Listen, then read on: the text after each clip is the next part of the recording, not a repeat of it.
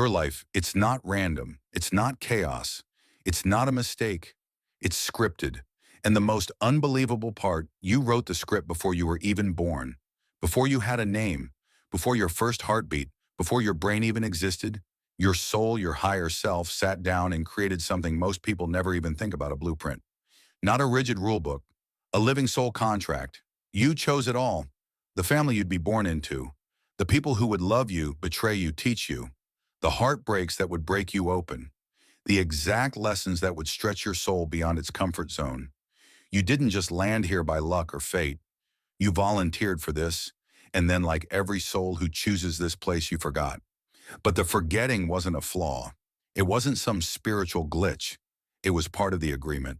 Because if you remembered everything too soon, your lessons, your contracts, the people you made sacred promises with, there'd be no point in coming here at all.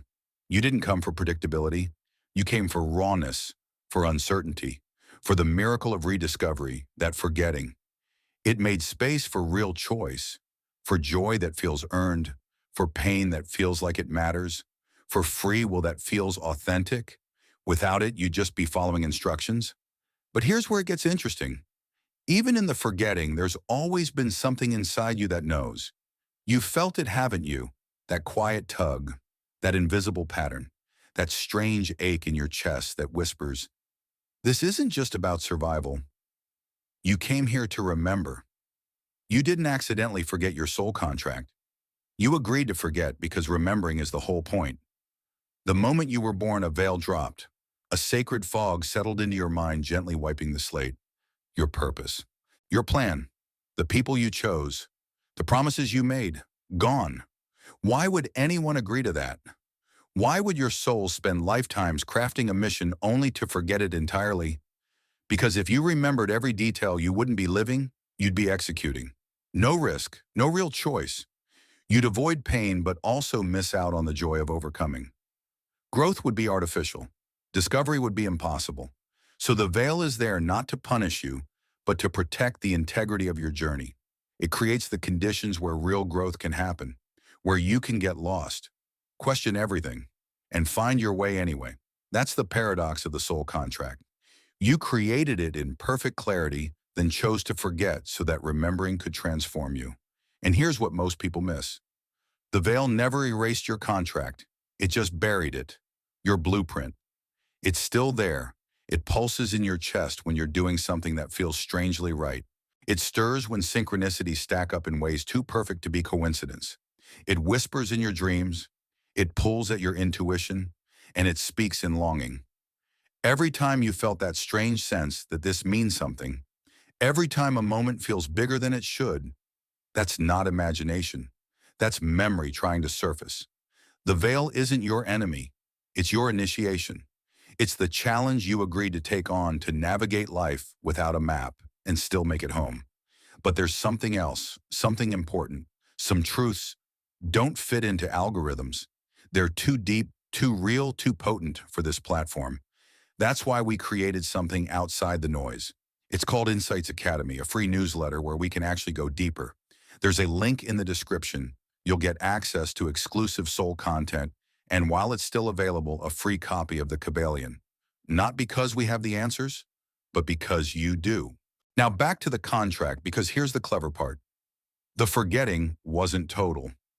Your soul, it left breadcrumbs.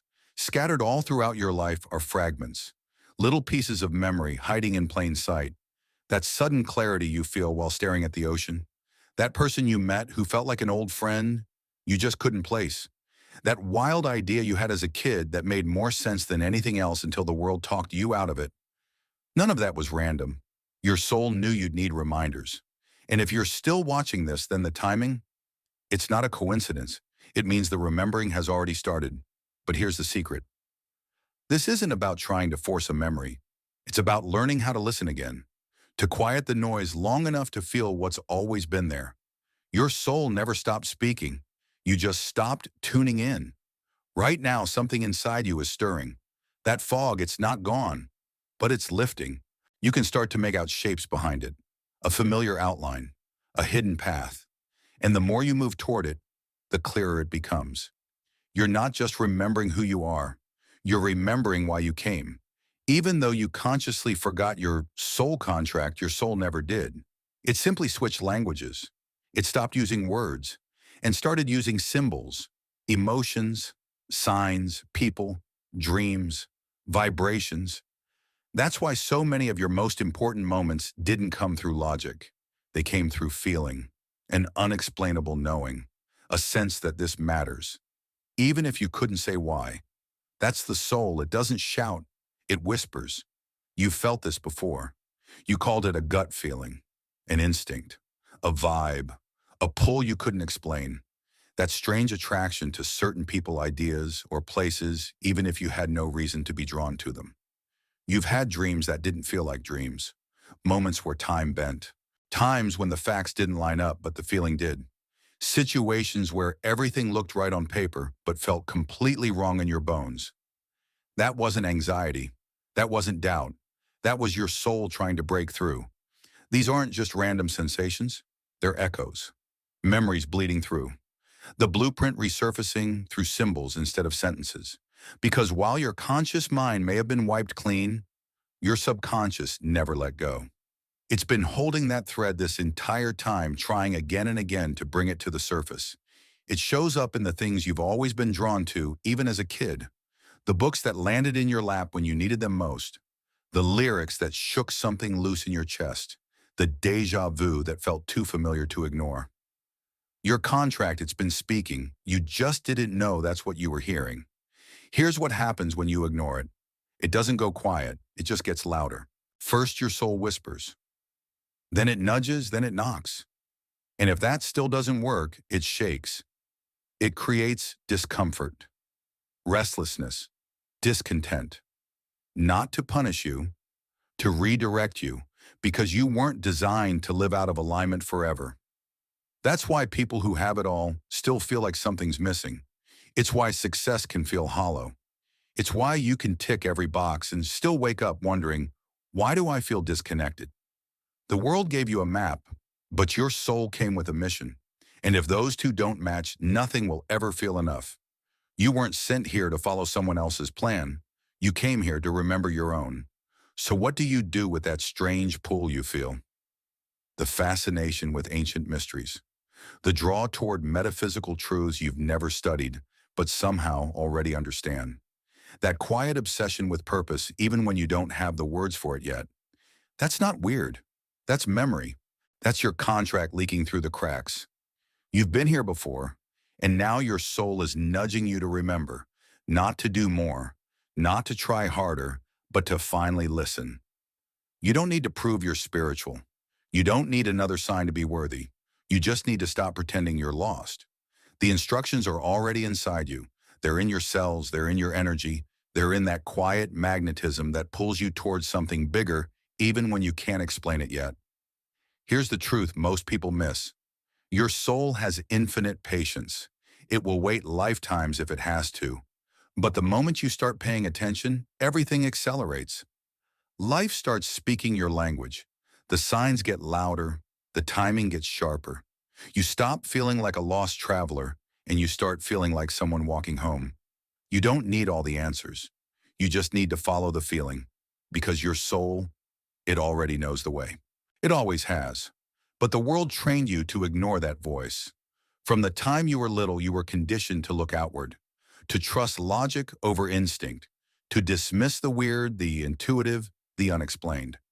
You were told what success looks like. You were handed a definition of purpose that had nothing to do with your essence. And slowly, layer by layer, the real you got buried. You didn't lose your contract, you just buried it under noise.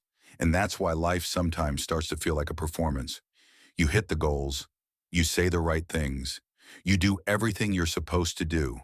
But still, something feels off. That quiet voice asking, is this really me? That's not self-doubt. That's your soul knocking on the door. It's why some jobs feel like cages, why some relationships feel like you're shrinking, why success feels more like exhaustion than fulfillment. You're not broken, you're misaligned. And the real conflict, it's not between you and the world, it's between your conditioned self and your authentic self. The version of you that got rewarded for being good for fitting in, for making others comfortable, versus the version of you that's been quietly waiting to return. This is the spiritual tension. No one talks about the mask you wear versus the soul underneath. And the longer you ignore it, the more life tightens. Not to hurt you, but to wake you up, because your soul made a promise you wouldn't forget forever. And the people who awaken, they don't wake up because life gets easier. They wake up because pretending gets harder. They reach a breaking point not where they fall apart, but where they fall inward. They stop asking, how do I fit in? And they start asking, who was I before I was told who to be? And that's the moment the remembering begins. Not in one big revelation, but in whispers, breadcrumbs, old memories, new feelings, random moments of clarity that feel ancient somehow. It's like picking up a journal you forgot you wrote, and each page reminds you of a truth you've always carried. Sometimes the remembering is joyful. It feels like light pouring in through cracks you didn't know you had. But sometimes it hurts. Because to come home to your truth, you have to face everything you built that wasn't really you.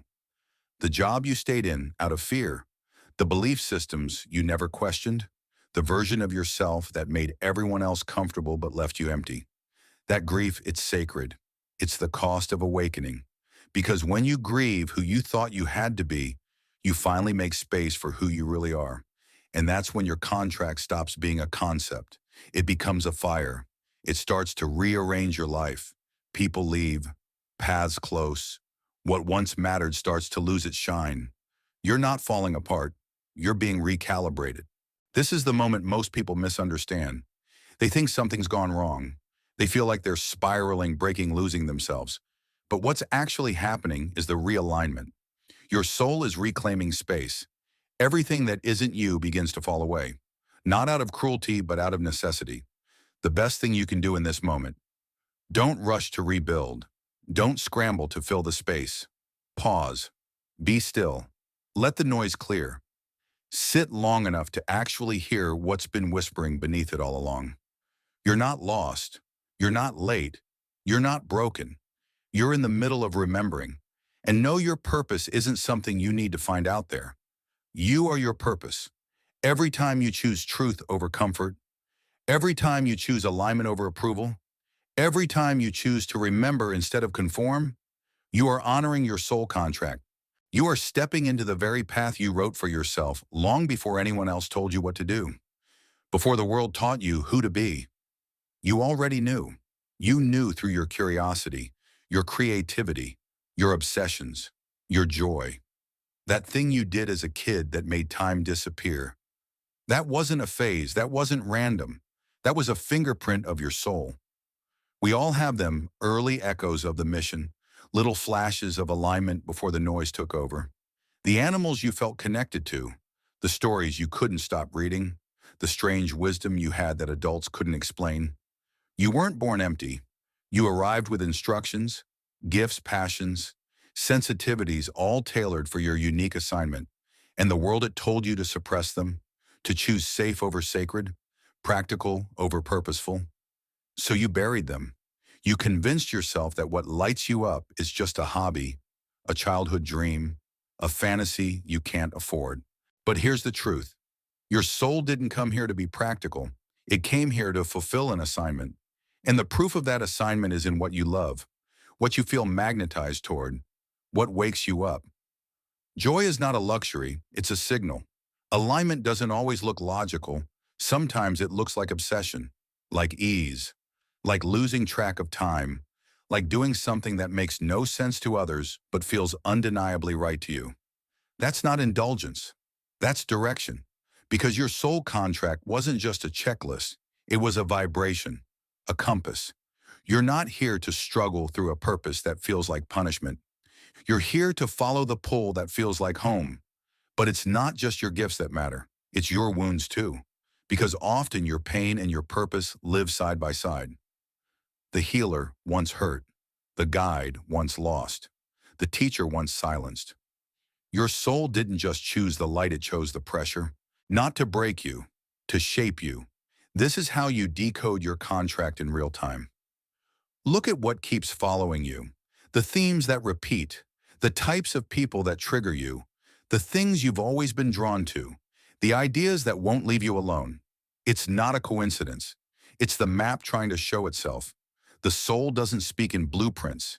It speaks in breadcrumbs. That podcast episode that hit too hard, that random conversation that unlocks something, that image you keep seeing in meditation. When you stop brushing those off as coincidence, when you start treating them as communication, your path starts revealing itself. You don't need to force your purpose into existence. You just need to make space for it. Strip away the distractions. Follow what feels alive. And trust that your soul knew exactly what it was doing. This world, it's noisy. It's constant scrolling, constant doing, constant comparison. And your soul, it doesn't speak through chaos. It speaks through stillness. But stillness is hard, not because it's empty, but because it's full. Full of the truths you've been avoiding. Full of the parts of you that don't need fixing, just listening. The ego, it hates silence. It thrives in distraction. Because in silence, there's nowhere to hide. But in that silence, that's where your soul starts whispering again. And sometimes what it says will undo the entire life you've built. But if you listen, if you truly listen, you'll feel something shift. You'll feel the contract resurface. You don't need to become someone new. You need to unlearn who you're not. That's what remembering really is. And every time you choose stillness, every time you slow your breath, every time you let go of who the world told you to be, you clear the static. You tune your internal instrument. You receive what's always been broadcasting. The blueprint isn't hidden. It's within. And when you start trusting what rises in that space, that image that won't leave, that phrase that echoes, that dream that burns, that's the soul contract remembering itself. You don't need to figure it all out today. Just listen, feel, follow the signs, and trust that your soul knows what it's doing. Because when you remember why you came, life doesn't just get easier, it gets clearer. You stop feeling like a mistake. You start feeling like a mirror, a message, a conscious participant in something vast and beautiful. This isn't the end. It's the beginning. Your soul has waited lifetimes for this moment. Now the question is, will you answer the call? Music fades in softly.